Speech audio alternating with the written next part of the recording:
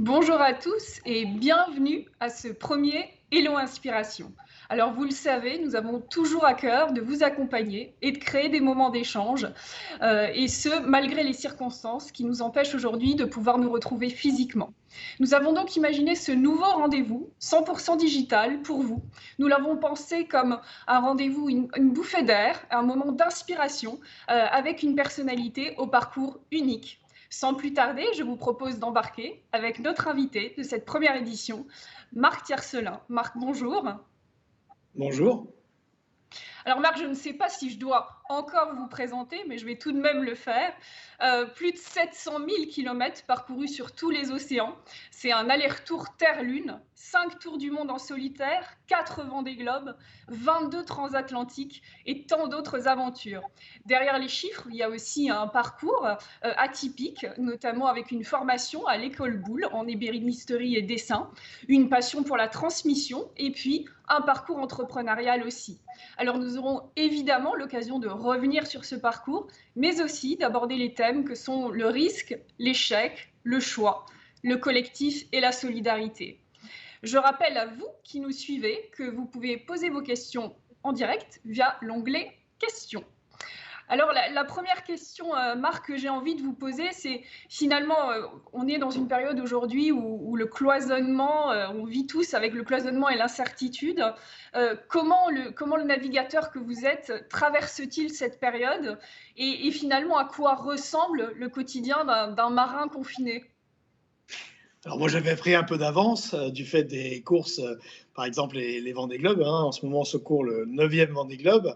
Donc on part en général en novembre et on rentre en janvier-février. Mes premiers Vendée Globe ça a duré 4 mois, donc c'était 4 mois de confinement, en solitaire en plus. Mais lorsqu'on fait des courses en équipage, on est aussi confiné, puisque même si un bateau est grand, l'intérieur c'est quand même petit. Un bateau de course autour du monde, on va avoir 7 à 8 à 9 mètres carrés maximum de place dans lequel on va vivre 4 mois. Et là, pas question de faire 1 kilomètre autour du bateau, à moins de savoir marcher sur l'eau. Pas question de se déplacer pour aller à l'hôpital, pour travailler, puisque c'est notre travail de toute manière, notre passion. Et donc, on est obligé de. C'est une acceptation. Alors oui, il y a un but, donc ça change beaucoup de choses. On sait pourquoi on est là, quel sacrifice il faut faire pour réussir la compétition, pour réussir la course. Et ça passe par effectivement être sur un bateau, comme on pourrait être dans un avion d'ailleurs. Et dans le temps, toutes les navigations, pas forcément les compétitions, les explorations, les marins étaient confinés pendant des mois, voire des années à bord d'un bateau. Donc j'ai un petit peu d'avance. Après, à terre, c'est un petit peu différent, mais ayant cette habitude, ayant cette, je dirais, cette capacité, comme en plus j'ai un parcours riche, il m'est arrivé beaucoup de choses, je ne m'ennuie pas, j'ai beaucoup de choses à faire. Et je sais, alors après, je ne sais pas où exactement quand les choses vont se terminer, comme tout le monde, mais j'en accepte l'augure, je dirais. Je me confine et puis je travaille et je me dis qu'à un moment ou un autre, ça va s'arrêter. Et voilà. Donc c'est un peu plus flou que pour une arrivée de course où on a un but, on sait, à partir du moment où on part, on ne fait que se rapprocher de l'arrivée. Donc à un moment, on sait qu'on va arriver dans une semaine, dans quelques jours, dans quelques heures. Là, c'est un peu plus flou, mais, euh, mais c'est jouable, c'est possible. Alors justement, quand on parle d'incertitude, on peut avoir le sentiment, nous, de devoir naviguer à vue. L'inconnu, ça devient cette nouvelle norme. À quoi est-ce que ça fait écho chez vous? Alors l'inconnu, je dirais, je le rapprocherais de l'entreprise et du risque. J'ai toujours lié, enfin, c'est pas de moi, on va dire l'entreprise, entreprendre quelque chose. D'ailleurs, pas seulement l'entreprise dans le sens où on l'entend régulièrement, mais entreprendre quelque chose. Il y a toujours une part de risque et une part d'inconnu. Parce que s'il n'y avait pas de part d'inconnu, peut-être que ça serait beaucoup moins exaltant, beaucoup moins stimulant, et qu'il n'y aurait pas l'excitation avec des réussites et des échecs qui sont liés à l'entreprise. Et donc la part d'inconnu, une vie sans inconnu, c'est, je ne sais pas comment dire ça, moi, mais c'est une vie sans, en tout cas vue de chez moi, c'est une vie sans saveur. L'inconnu fait vraiment partie de nous à partir du moment où on pose notre premier pied sur Terre dans nos premiers jours jusqu'à notre disparition. Et moi, je m'entends bien avec l'inconnu. C'est quelque chose que j'apprécie, que j'aime bien. Ça fait partie c'est un de mes stimulants de ne pas tout savoir, d'avancer sans avoir toutes les réponses, souvent, très souvent d'ailleurs, quasiment tout le temps, et de faire avec et de s'habituer. Et ensuite, ça c'est une force des marins, mais ça peut être aussi une force de terrien, hein, c'est de s'adapter à ce qui nous arrive, donc s'adapter à l'inconnu qui jalonne nos routes ou nos choix et tout ce que l'on va vivre sur cette terre. Moi, j'ai envie de vous poser une question sur la tempête, finalement, parce qu'on peut aussi avoir le sentiment de traverser une tempête. Comment est-ce qu'on affronte une tempête, Marc Tiercelin? Alors déjà, en bateau, on va dire, hein, parce qu'une tempête à terre, c'est pas pareil. En bateau, on a des fichiers météo. En général, alors ça dépend à quel niveau on court. Moi, à mon niveau, on se connaît, on est préparé, on sait que ça fait partie de ce que l'on peut traverser, hein. Il y a les tempêtes très violentes, mais il y a aussi les grands calmes qui sont terribles en course. Donc pour les tempêtes violentes, eh bien on les voit arriver par les fichiers météo. Donc on s'y prépare, on se prépare soi-même, on prépare le bateau. Et je dirais, si je veux élargir, sortir du côté purement maritime de ma réponse, c'est très intéressant la tempête parce que ça mobilise toutes les forces que nous avons en nous. Ça doit mobiliser toute notre intelligence, toutes nos capacités, toute notre volonté évidemment, et peut-être des aspects de notre personnalité, de nos capacités que l'on n'utilise pas habituellement, parce qu'on est dans une sorte si ce n'est de tranquillité, en tout cas de routine ou de quotidien, qui fait que dès que la tempête arrive, hein, qu'elle soit d'ailleurs maritime, économique, personnelle, de santé ou autre, on est un peu pris au dépourvu. Mais c'est là où l'humain est quelque chose d'exceptionnel. On dit souvent, si on ne s'adapte pas, on meurt, et c'est tout à fait vrai dans certaines populations, dans certaines situations. Et en mer, c'est vraiment le cas. Si on n'est pas capable d'affronter une tempête, si on n'est pas capable d'y résister, il est fort possible qu'on puisse disparaître avec son bateau. Donc, bien faire la tournée de tous les moyens que nous avons à bord, de tous nos moyens intellectuels, physiques, moraux, enfin psychologiques surtout, et puis si possible, au moment de la tempête, tout convoquer, être en capacité, sur un temps court, de convoquer le maximum de force, de ne pas être en déperdition d'énergie, de ne pas aller sur l'accessoire, sur l'illusoire, d'aller sur l'essentiel. Et la tempête a ce mérite-là, c'est de nous centrer sur l'essentiel. Je pensais à convoquer et puis trancher aussi, choisir. Alors après, dans nos vies personnelles, dans nos vies de famille, dans nos vies entrepreneuriales et dans la vie d'un marin, donc moi j'ai quasiment tout le temps, depuis l'âge de 20 ans, été skipper, capitaine de bateau et je dirais leader d'une équipe à terre, plus ou moins grosse. Et c'est le rôle d'un leader, d'un capitaine, de quelqu'un qui dirige tout un barnum, on va dire, c'est de trancher, d'arbitrer, j'aime bien ce mot, arbitrer, faire des arbitrages, tout en recevant un peu les points de vue de tout le monde, et à un moment ou à un autre, que ce soit sur une route maritime, parce que je n'ai pas fait que du solitaire, j'ai fait aussi du double et beaucoup d'équipage, sur une route maritime, dans une course ou même dans une navigation quelconque, comme dans les aspects de la vie, c'est d'être en capacité d'arbitrer, de trancher, de faire des choix, de les assumer surtout, de les vivre le mieux possible et que ces choix soient... Alors, aujourd'hui, on est beaucoup plus conscient de ça. Après, ça dépend de chacun. Il y a des personnes qui vont le faire à l'intuition, d'autres qui vont absolument avoir besoin d'être très cartésien, d'avoir vraiment des données très concrètes pour se décider. En général, c'est un mixte de tout. C'est un mixte de l'expérience, mais aussi de l'intuition.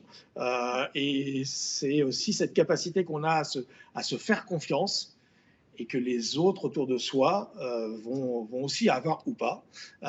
Et c'est comme ça qu'on vérifie si, d'abord, si on a un bon leadership et si ce fameux leadership nous amène au bon endroit, quoi. Alors ça reste très généraliste, mais je l'ai pu le tester sur plein de situations, en mer comme terre. Et Alors je trouve ça passionnant. Pardon. justement, donc la capacité à trancher, à gouverner, c'est des qualités qu'on peut attribuer au leader. Comment est-ce que vous définiriez le leadership? Alors, il a évolué au fil du temps. Le mien, par exemple, a évolué au fil du temps. Quand j'étais plus jeune, j'étais un peu, on va dire, un peu autoritaire, un peu dirigiste. Ensuite, j'ai été beaucoup dans la délégation et ensuite, j'ai fait un mixte des deux, je dirais, à partir des années 2000, où j'ai mixé entre moi, j'ai souvent eu de l'autorité naturelle, donc j'avais pas trop de problèmes de. J'étais pas dans l'autoritarisme justement, c'est important. Et beaucoup d'écoute, j'écoute beaucoup. Et ensuite de décider ce qui est le meilleur. Ce que j'avais mis en place ces dernières années avec les équipes, c'est tout le monde a la parole, même dans des cercles un peu plus éloignés. Ensuite, il y a un moment, donc il faut trancher. Donc on referme le spectre tout doucement pour arriver à quelque chose qui doit correspondre avec le projet, avec là où on veut tous aller, parce que j'emmène beaucoup de monde, même si je cours en solitaire, j'ai une grosse équipe à terre, et les choix doivent être partagés. Et aujourd'hui, donc on est en 2020, c'est encore plus valable, puisque là, maintenant, il faut faire encore plus preuve de pédagogie. Parce qu'au début, on était assez dirigeant sans pédagogie. Moi, j'ai eu la chance d'enseigner pendant une quinzaine d'années, donc j'ai le côté pédagogique, je l'ai, mais je ne l'utilisais pas tout le temps d'ailleurs. Là, on l'utilise beaucoup plus. On explique beaucoup plus ce que l'on va décider, ce que l'on va faire, pourquoi, etc. Donc c'est bien. C'est pas toujours facile parce que, par exemple, si je prends l'exemple de ma profession, la navigation, de temps en temps, on ne peut pas expliquer les choses en long, en large et en travers. Donc il faut trancher, il faut décider. Donc c'est vraiment, je dirais, c'est de l'horlogerie suisse, le leadership. Il faut bien connaître les personnes qu'on a en face de soi, comprendre pourquoi aussi elles sont avec nous, pourquoi on est ensemble, pourquoi on est tous ensemble, avec des niveaux différents, des niveaux d'expérience, des niveaux d'engagement qui peuvent être différents, mais pourquoi tout le monde est là, pourquoi tout le monde fait des heures comme ça, pourquoi tout le monde quitte son univers à lui pour venir dans ces mondes-là, etc., etc. Et ça ne s'arrête pas au moment du départ de la course du bateau, c'est permanent. Donc c'est constamment interroger un peu le groupe dans lequel on est, que l'on soit le leader ou pas d'ailleurs. Et c'est cette espèce d'interaction qui d'abord crée de la richesse, qui génère de la richesse, qui permet aussi d'être surpris. On a des profils qui, on le sait tous et toutes, introvertis, extravertis, etc. On a des profils qui se révèlent avec le temps. On en a d'autres qui, c'est plutôt l'inverse. C'est vraiment la richesse humaine. Et ça aussi, j'aime beaucoup le faire. Alors dans la période qu'on traverse, on parle aussi beaucoup de résilience, voilà, des solutions résilientes. Alors moi j'ai un peu l'image d'un voilier qui me vient et qui traverse toutes les mers. Qu'est-ce que cela vous évoque, la résilience, à vous, marins? Alors moi, je dirais, j'ai un exemple, j'en ai plusieurs, parce que j'ai beaucoup pratiqué la résilience, je la pratique encore aujourd'hui, mais je dirais, l'exemple le plus parlant, le plus violent, c'est en 90, donc j'avais 30 ans, je courais la course de l'Edec, j'ai pris la baume du bateau, donc un tube en aluminium de 11 mètres de long dans le visage, qui m'a projeté à la mer, me laissant quasiment mort, sans vie. J'ai été élytroyé, donc arrêt cardiaque, enfin tout ça, arrêt de la vie. Et puis, je me suis retrouvé sur un lit d'hôpital comme ça. Et quand je me suis réveillé plus tard, je résume à gros traits, un professeur me dit, bon, c'est bien, vous êtes en vie, c'est quand même un miracle, mais vous ne remonterez jamais sur un bateau. On est en 90 et depuis, j'ai fait 5 tours du monde, 22 transats, enfin tout ce que vous avez dit au départ de notre entretien. Et donc, j'ai dû réapprendre à marcher, à faire du vélo, à descendre des escaliers. J'ai découvert le vertige du fait d'avoir perdu l'oreille et d'avoir eu ce choc, ce trauma crânien. Mais ça ne m'a pas empêché, avec la passion, avec la volonté, avec le travail, beaucoup de travail, de revenir aux avant-postes. Et je dirais que pour moi, ça, c'est un exemple de résilience. On n'est pas obligé de mourir pour revenir, mais C'est constamment ça. La résilience, on en parle beaucoup, mais je pense que beaucoup de monde est résilient à un niveau ou à un autre. Là, j'ai pris un exemple extrême, mais on l'est tous à un moment ou à un autre. Alors, on connaît le navigateur, on en a parlé, hein. On connaît peut-être moins l'artiste et l'entrepreneur. Comment est-ce que finalement ces trois facettes coexistent, s'expriment chez vous? Alors, au départ, à chaque fois, que ce soit pour la navigation, que ce soit pour le monde artistique ou que ce soit l'entreprise, on va dire, l'entrepreneuriat, ça part d'un rêve.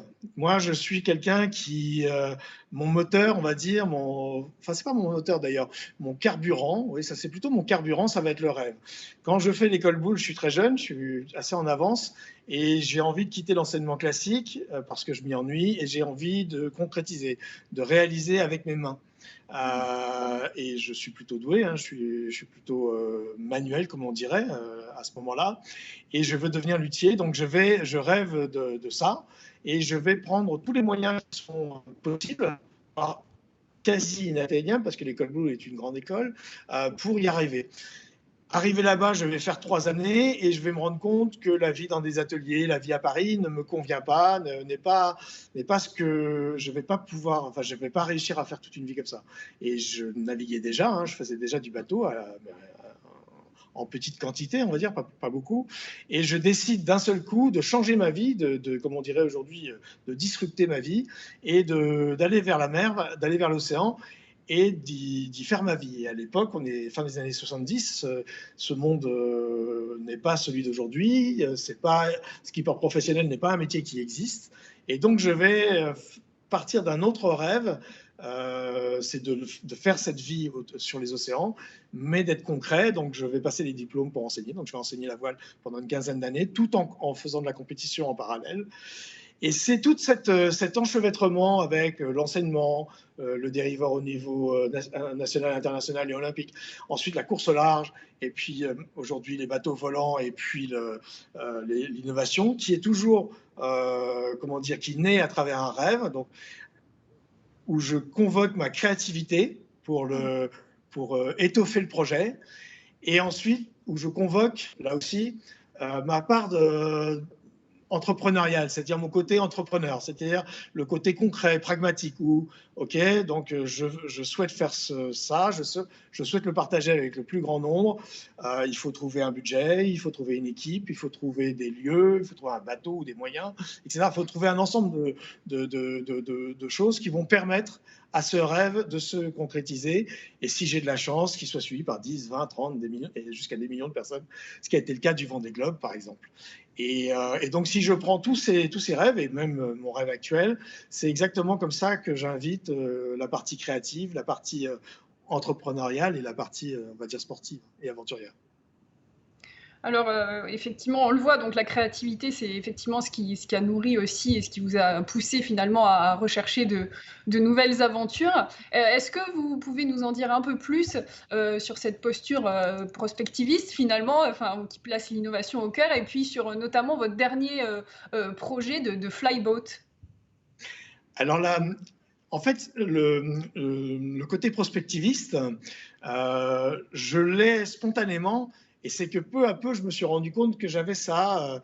Le meilleur exemple étant dans les années 90, début des années 90, je m'étais intéressé à ce qu'on appelle, alors maintenant c'est connu, mais à l'époque c'était vraiment balbutiant, l'impression 3D. Et je m'étais dit, tiens, ça c'est assez génial comme technologie, parce que ça va permettre à tout un chacun de se réapproprier la création. On pourra se recréer notre mobilier, enfin un certain nombre de choses à partir d'imprimante 3D. À l'époque, quand j'en parlais, les gens me regardaient avec des grands yeux en me disant mais c'est bizarre, c'est quoi ton idée? Et puis j'ai essayé de développer, mais c'était le temps, comme dirait Victor Hugo, le temps n'était pas venu pour ça. C'est venu plus tard, c'est venu dans les années 2009-2010. Et quand j'ai vu le sujet réapparaître, j'étais assez content. Je me suis dit, tiens, c'est drôle, j'y pensais il y a quasi 20 ans, et, enfin plus de 20 ans, et maintenant ça revient. De même pour quand j'ai pensé à la création de la Fondation de l'Or Bleu autour des métiers de la mer et des métiers et de l'économie maritime, je me suis passionné pour les hydroliennes, pas les éoliennes, les hydroliennes, donc les moulins qu'on met dans l'eau et qui produisent de l'énergie à partir du courant, à partir des marées. Et là aussi, quand j'en parlais, tout le monde me disait, c'était en 2001 pour être précis, on me disait oui, non, les éoliennes, oui, oui, peut-être un jour, c'était assez... ça percutait pas. Et puis, un jour, j'ai vu, pareil, les choses, les hydroliennes commencer à arriver. Alors, c'est pas majeur, mais ça arrive peu à peu et ça va croître comme les voitures électriques aujourd'hui, etc., etc. Donc, ce côté-là est en moi et c'est bien. J'en profite un peu, mais surtout, j'essaye de l'offrir au plus grand nombre, tout ça. Et ma meilleure façon, puisque je n'enseigne plus, on va dire, la meilleure façon de le faire, c'est de créer des projets dans lesquels l'innovation a une bonne part. En tout cas, j'ai envie qu'elle ait une bonne part. Et dans le futur projet que je porte là, si je prends juste la partie innovation, la partie prospectiviste, il y a la dimension alors qui est déjà mise en avant sur le projet du Vendée Globe, enfin sur les bateaux du Vendée Globe ou sur les grands trimarans, c'est le vol marin, ce que j'ai appelé le vol marin, donc voler avec des foils. Donc là, c'est s'élever au-dessus de l'eau, j'en parlerai peut-être tout à l'heure un peu plus. Donc ça, c'est le côté se projeter vers le futur, donc les bateaux qui volent au-dessus de l'eau. Ça fait des décennies que nous, marins, on rêve de ça. Ça arrive peu à peu de plus en plus. Et l'autre innovation que je porte et qui me mobilise beaucoup, c'est la partie plus liée à la santé, plus liée à l'humain, plus liée à cette capacité que j'aimerais avoir à travers ce projet de remettre l'humain au milieu de la technologie. C'est les exosquelettes, c'est ce que j'ai appelé l'exo-océan, c'est-à-dire que les marins professionnels, des marins amateurs invités à bord, puissent nous aider à développer dans un living lab, pardon, à développer un exosquelette de service, un exosquelette social, qui ne soit pas du tout les exosquelettes que l'on voit actuellement dans l'industrie, dans le monde militaire, qui soit un exosquelette un peu comme on a aujourd'hui des béquilles, un fauteuil roulant éventuellement ou une paire de lunettes pour pouvoir s'aider si on a un handicap ou un vieillissement. Donc ça, c'est ma part de prospectivisme, on va dire, aujourd'hui. Donc ça fait quelques années que j'y pense et que j'en rêve, que je vais essayer de faire aboutir à travers le projet. Ok, merci. En préparant cette interview, je lisais une interview de Jean Le Cam là, dans le cadre du Vendée Globe et sur finalement l'évolution du monde de la voile. Donc le monde de la voile évolue avec des bateaux toujours plus rapides, de la techno embarquée et des marins beaucoup plus médiatisés aussi. Jean Le Cam, je cite, disait il y a un niveau de risque colossal et il y a une phrase qui a retenu mon attention qui est « Tant que l'homme ne s'est pas fracassé contre le mur de la vitesse, il accélère ». Quel regard est-ce que vous portez là-dessus? Alors je dirais que oui, je connais bien Jean en plus, on a couru souvent longtemps ensemble, l'un contre l'autre. Et en fait, le niveau de risque, je pense, il est toujours élevé. Il était élevé il y a un siècle et il l'est toujours aujourd'hui. Simplement, les bateaux vont un petit peu plus vite, mais plus longtemps surtout. Mais ils passent moins de temps sur l'eau, puisque maintenant, le temps du Vendée Globe, c'est 74 jours. Nous, à notre époque, mes premiers Vendée Globe, c'était plutôt 110 jours. Donc, on a gagné quasiment, on a gagné plus d'un mois en 30 ans. Donc, c'est impressionnant. Donc, ça va plus vite, ça c'est sûr. C'est plus sollicitant au niveau des nerfs et tout ça. Mais physiquement, les bateaux d'avant étaient très physiques aussi, voire beaucoup plus physiques. Et le côté se fracasser sur le mur de la vitesse, oui, en Formule 1, en bateau, en équitation, en pas mal de sports comme ça, en aviation, on a cette envie d'aller plus vite, plus haut, plus fort, comme dirait le principe olympique. Mais moi, je ferai un pas de côté, puisque c'est la dimension sur laquelle qui me fait le plus rêver. C'est pas forcément la vitesse, c'est le fait, et ça je trouve ça extraordinaire, et je trouve que la voile là-dessus prend un virage, une marche incroyable, c'est de passer d'Archimède à Icare, c'est-à-dire de passer à des bateaux, pas forcément de compétition, d'ailleurs tout type de bateaux, à moteur, à voile, qui poussaient de l'eau jusqu'à présent, beaucoup d'eau dans le temps, de moins en moins avec des bateaux plus légers, et qui maintenant vont parcourir les océans et à horizon 10, 20, 30 ans, ils toucheront quasiment plus l'eau ou plus l'eau du tout. Et il y a juste leur gouvernail et leurs dérives qui touchent l'eau ou les foils et qui s'élèvent avec l'aide de l'eau et du vent pour les voiliers. Et ça, je trouve ça fabuleux. Et certes, ça va vite. Certes, pour que le bateau reste au-dessus de l'eau, il faut qu'il aille très vite. Mais ça le fait rentrer dans une autre dimension. dans une dimension complètement incroyable. C'est, je dirais, un mode de transport, un sport qui fait une révolution totale. Le fait de s'envoler, on est vraiment comme quand les Far Right ont fait voler leur premier prototype aux États-Unis. C'est très beau. Alors, vous parliez tout à l'heure de vos drivers et vous disiez que le rêve était un de vos drivers. J'ai envie de vous demander, après un tel parcours, rêvez-vous encore? Et si oui, à quoi? Bah, moi, je continue de rêver. Le problème, c'est que je suis obligé de sauter à pieds joints sur mes rêves pour pas qu'ils ressortent tous, depuis longtemps, hein, depuis la petite enfance. Donc, je ne sais pas si vous voyez l'image. Donc, il y a des rêves que je nomme, des rêves avec lesquels je fais des dossiers, avec lesquels là, le prochain projet, j'ai déjà une bonne vingtaine de personnes qui me suivent dedans. Et quand il sera abouti, ça sera plusieurs dizaines de milliers. Ensuite, il y en a d'autres après, alors peut-être différents, peut-être plus sages, peut-être moins ambitieux, mais je dirais, sans rentrer dans un spécifiquement pour l'instant, c'est cette dynamique que j'aime. C'est cette dynamique de rêver concret, parce que je ne mets pas les beaux rêves et les moins beaux, c'est pas ça. C'est que j'ai toujours voulu, moi, tout tenter pour concrétiser les rêves. Je sais qu'on peut, par exemple, rêver et vivre toute sa vie avec un rêve qui sera inabouti, que l'on n'atteindra jamais. Alors, ça peut être une façon de procéder. Je préfère tout faire pour que ça se réalise. Et là, mes rêves futurs, c'est déjà de voler. On est en train d'imaginer de faire le tour du monde en 20 jours au-dessus de l'eau. On traverse actuellement avec les trimarans ultimes qui volent l'Atlantique en 4 jours. C'est complètement fou, ça va plus vite qu'un paquebot. Enfin, c'est incroyable. Alors, mais après, je reviens à l'innovation auquel je tiens beaucoup sur l'exosquelette.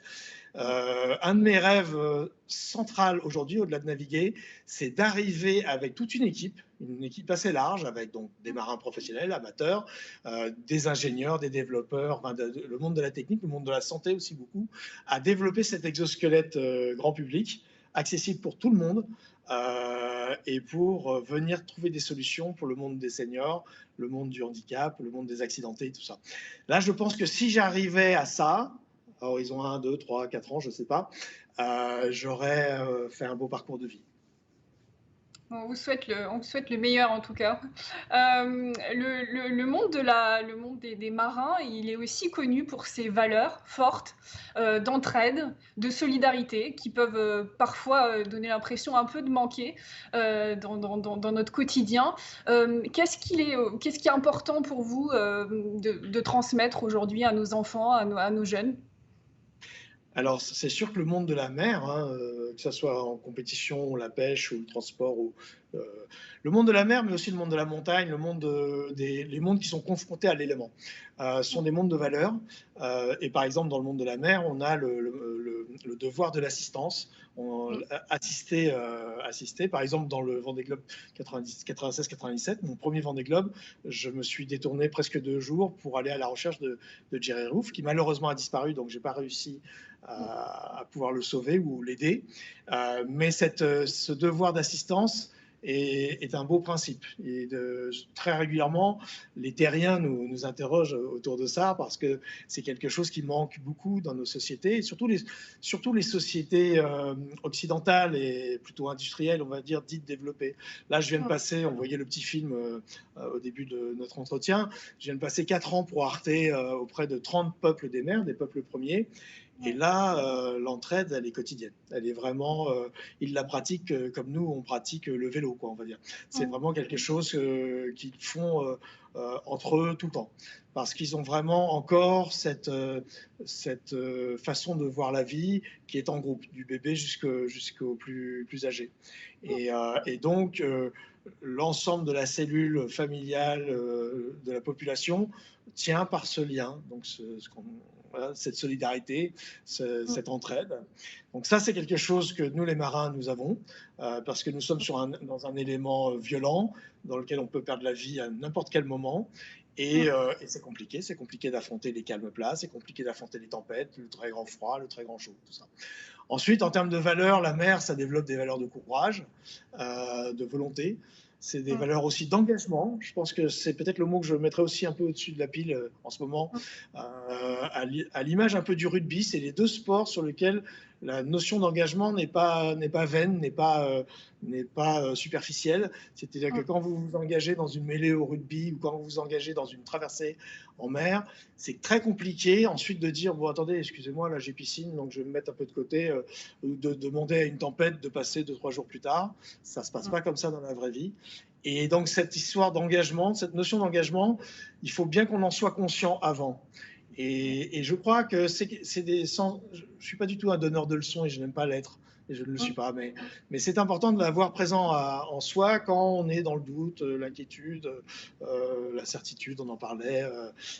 C'est de se raccrocher à des valeurs plutôt ouais, qui sont saines, qui sont cardinales d'ailleurs, quelque part. Alors, avant qu'on passe aux questions qui ont été posées pendant l'émission, une dernière d'actualité. Qui allez-vous suivre, qui suivez-vous de près pendant cette édition du Vendée Globe et pourquoi? Alors, je ne suis pas normand, mais je suis à peu près. Divulguer.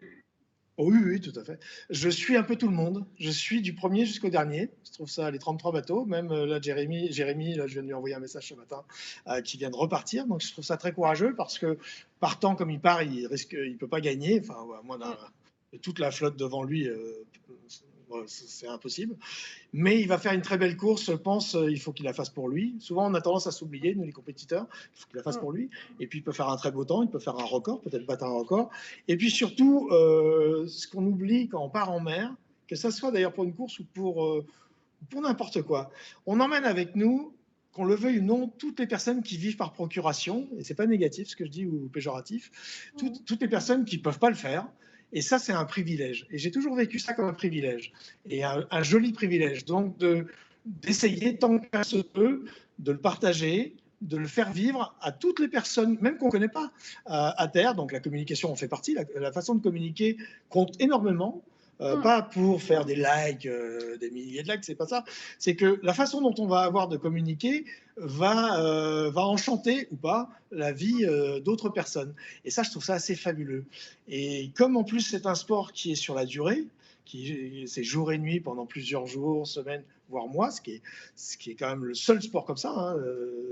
En sport d'endurance, il y a la montagne, mais la montagne, ça ne dure pas aussi longtemps. On a la possibilité de carrément d'avoir un lien avec toute une communauté. Et donc ça, que l'on soit premier du Vendée Globe 2020 ou dernier, c'est important. Enfin, ça joue. Et donc, moi, je vais suivre un peu tout le monde parce que les 33 skippers, c'est 33 histoires, c'est 33 façons d'aborder l'Atlantique Nord, l'Atlantique Sud, l'océan Indien, le Cap Horn, les tempêtes, la glace, la peur, la fatigue, l'usure, les nerfs. Parce que le niveau nerveux, quand on est en tête, n'est pas du tout le même que quand on est 31e. Voilà, Et puis, moi, c'est une frustration pour moi, je ne voulais pas le faire, mais c'est une frustration. Et en même temps, c'est assez étonnant de devoir le suivre à terre. Bon, ça fait plusieurs Vendée Globe que je suis à terre. Et donc, j'essaye de m'imaginer à la place des uns ou des autres, qu'est-ce que je ferais tactiquement, stratégiquement. J'essaye de voir en fonction de leur communication dans quel état ils sont, parce que le langage, alors non verbal, ça c'est intéressant, mais là, on a le langage verbal. Et on voit très vite dans quel état de nerfs, de lassitude, d'excitation, de désespérance ils sont, quoi. On les lit. C'est un joli. Je pense que là, je parle aux terriens maintenant. C'est un joli. C'est sympa à suivre parce que ça dit beaucoup de l'humain sur cette terre. C'est une belle leçon d'humilité. Je vous propose de répondre aux questions qui ont été posées pendant l'émission. La première, lorsque vous naviguiez en équipage, aviez-vous une méthode particulière pour résoudre les conflits? Il n'y a pas, enfin, je dirais qu'il n'y a pas une méthode. Moi, j'ai beaucoup pratiqué. Je suis déjà quelqu'un qui délègue beaucoup. Même quand j'étais assez directif au début de ma carrière, on va dire, je déléguais beaucoup. J'aime faire confiance. Je suis beaucoup pour l'autonomie. Je suis quelqu'un qui me suis fait en autonomie. Et donc, je pense de facto que je le retransmets vers les autres. Donc, beaucoup d'autonomie. Ça, c'est une chose.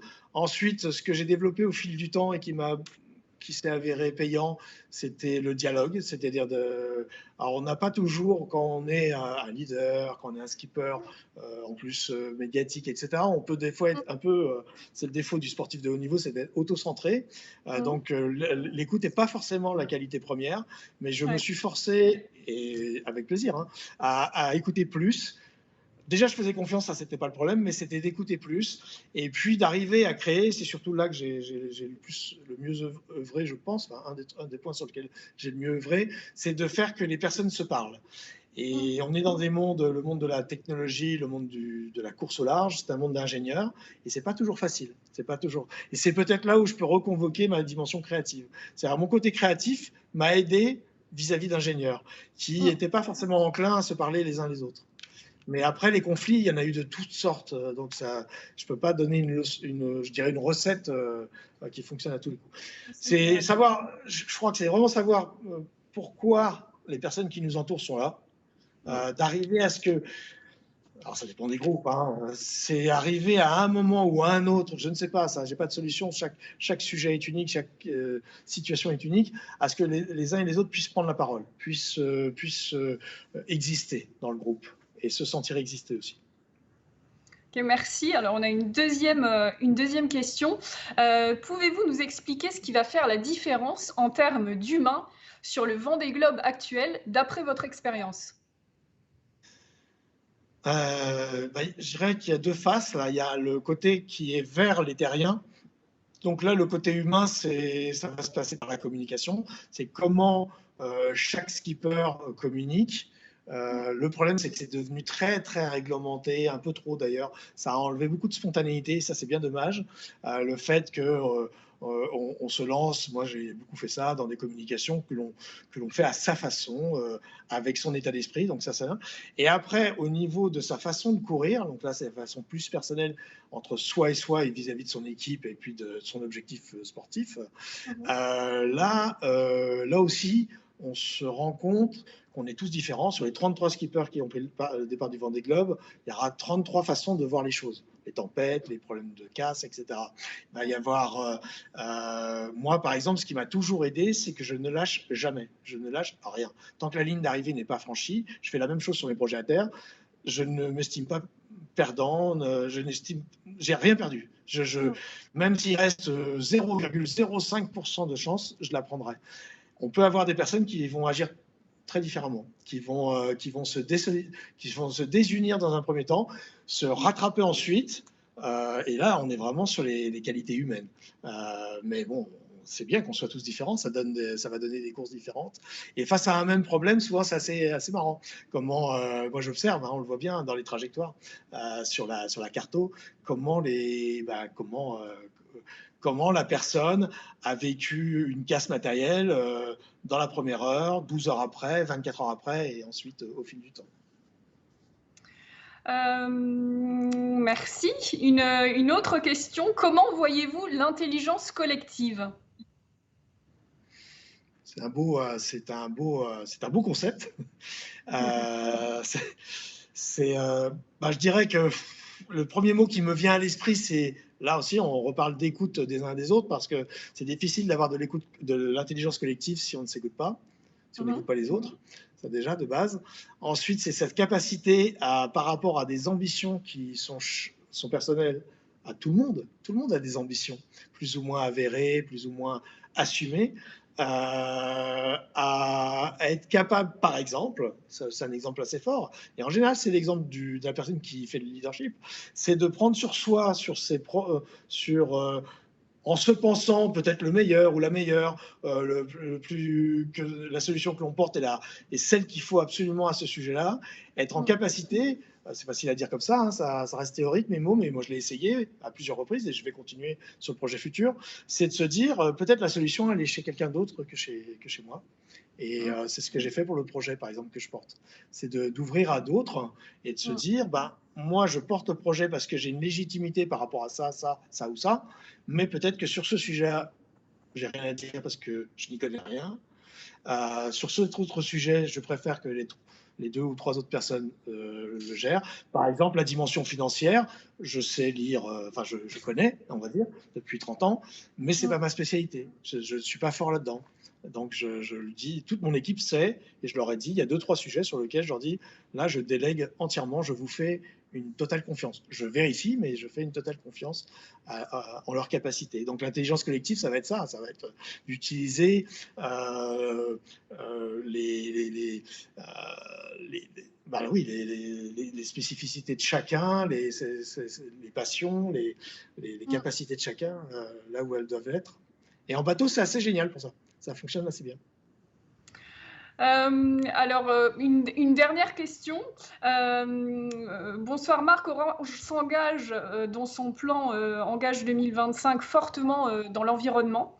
On commence à voir des essais sur des cargos voiles pour le transport de marchandises. Qu'en pensez-vous? Avenir, rêve? C'est génial parce que moi, ça fait partie on parlait de prospective tout à l'heure.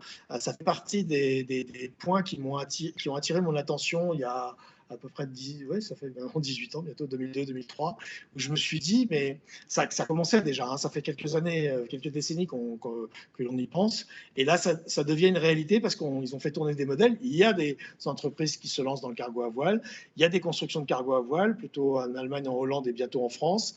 On se rend compte que pour certains transports, la perte de temps par rapport à du combustible, à un moteur à explosion, est pas excessive, ça peut être de l'ordre d'une semaine. Vient se rajouter là-dessus notre première année de double confinement, on va dire, avec certainement des choix politiques et économiques dans tous les pays du monde d'ailleurs, et particulièrement dans les pays occidentaux dans lesquels nous habitons, où on va peut-être revenir, où on va être obligé d'aller vers, pour certaines marchandises, vers des circuits courts, voire des circuits moyens. Et le long cours va continuer d'exister. Il y a plein de choses qui vont continuer d'être produites à l'autre bout du monde pour nous, mais que des composants électroniques arrivent avec 7 jours de plus à la voile plutôt qu'au gasoil. Pourquoi pas, quoi. C'est juste une histoire d'organisation, de choix. Ça va être génial. Alors, on parlait d'intelligence collective. Là, ça peut être assez extraordinaire entre les personnes qui ont la capacité à faire naître ces bateaux à voile, les personnes, et on en fait partie, nous les marins professionnels, qui ont la capacité à rendre, performants ces cargos à voile, avec l'aide évidemment des architectes et des constructeurs, et les entreprises, les États qui ont la capacité à faire que ça devienne, si ce n'est obligatoire, en tout cas une forte incitation à ce que le transport d'un plus grand nombre de marchandises possible se fasse par la voile. Et pour conclure, je dirais, c'est un peu la boucle est bouclée, elle serait bouclée, elle n'est pas encore, entre le 19e siècle qui a vu, au début du 19e, c'était encore les cargos à voile, le transport par la voile, et c'est comme ça que sont nées les grandes routes maritimes, la route du thé, la route de l'or, la route du café, etc. Et puis ensuite, l'avènement de la vapeur, de la voile et de la vapeur au départ, les bateaux étaient mixtes, ensuite de la vapeur et ensuite des bateaux que nous connaissons depuis la fin du 19e, début du 20e, où les bateaux sont plus du tout à voile aujourd'hui, ils sont plus à moteur. Donc le fait que le début du 21e corresponde à des envies de cargo à voile et de transport, on va dire doux, avec des énergies douces, ça c'est génial, parce qu'on ne manquera jamais d'eau et de vent. Donc c'est juste la technologie, et on est capable d'envoyer du monde bientôt sur Mars. Donc je ne vois pas pourquoi on ne serait pas capable de faire le tour de la planète à la voile sur un cargo. Alors, encore une question. Quel est votre moteur personnel, le driver, qui vous a poussé à monter ce projet de bateau volant? Alors, je le porte en moi depuis longtemps. Je racontais tout à l'heure, pour faire sourire, que j'ai été obligé de repousser un peu, de fermer dans le tiroir les rêves qui débordent. Et là, je dirais que c'est un rêve mûrement réfléchi, c'est-à-dire de voler au-dessus de l'eau, de voler à la voile. Je ne suis pas le seul, hein. Beaucoup de skippers d'abord aiment l'aviation. Loïc Perron, il a son brevet de pilote. Philippe Poupon aussi. Ils adorent l'aviation. Moi, j'aurais rêvé de le faire, je n'ai pas pu. Et je pense que chez tout un chacun, chez chacun de nous ou chacune de nous, je crois que le fait de voler, c'est quelque chose qui nous intéresse, de plus ou moins près. Et le fait de voler au-dessus de l'eau, je trouve ça complètement dingue. Et ça fait vraiment partie finalement de mon cheminement aussi. Quand j'ai vu que ça commençait à devenir possible, qu'on allait pouvoir toucher du doigt, et pas seulement nous, compétiteurs, mais aussi le plaisancier, les plaisanciers moyens, on va dire, tout le monde va pouvoir voler bientôt. Hein. Donc ça participe à mon excitation et à mon envie. Et ensuite, comment j'ai construit ce rêve? La dimension innovation, donc la dimension en santé, la dimension autour de l'exosquelette, elle m'est venue du fait que je me suis rendu compte que dans le monde technologique, la course automobile, la course en bateau, l'aviation ou même certains sports, ou même le cyclisme, on est beaucoup sur la machine et très peu sur l'homme. Et l'homme est devenu la part variable de nos sociétés, souvent d'ailleurs, mais aussi du sport. Et je trouve pas mal et intéressant, et en tout cas c'est un vrai challenge, de se dire, de remettre l'humain à sa juste place dans la technologie. Et c'est bien d'aller vite, et on revient à la phrase de Jean Le Cam, hein, se fracasser contre le mur de la vitesse. Effectivement, quand les bateaux vont à 50 nœuds quand ils volent, donc 100 km/h, c'est des vitesses complètement dingues. Quand ils s'arrêtent dans une vague, c'est beaucoup plus violent que dans le temps sur les bateaux en bois où on allait à 3-4 nœuds, donc 8 km/h. Là, on risquait beaucoup moins. Donc le fait d'inviter à bord des innovations en santé, à titre perso, et je pense que ça sera partagé par pas mal de monde, c'est passionnant. C'est un challenge passionnant. Et j'aime bien avoir, voilà. Sinon, moi, j'ai toujours cette énergie de me dire, on va finir peut-être sur sur le mot sur lequel on était parti, sur l'inconnu. C'est-à-dire que quand on se lance dans la création d'un exosquelette grand public et dans la volonté d'aider à l'avènement au renouveau des cargos à voile, il y a forcément une part d'inconnu, une part où on ne sait pas du tout comment ça va se passer. Merci, je crois qu'on arrive au terme de cette émission. Merci infiniment, Marc, de nous avoir accompagnés et d'avoir tant partagé avec nous aujourd'hui. Merci à vous de nous avoir suivis. Je vous rappelle que je crois que vous avez un sondage de satisfaction en ligne auquel vous pourrez répondre. J'ai été ravie d'animer cette première édition. Je vous dis donc merci et à très bientôt. Merci.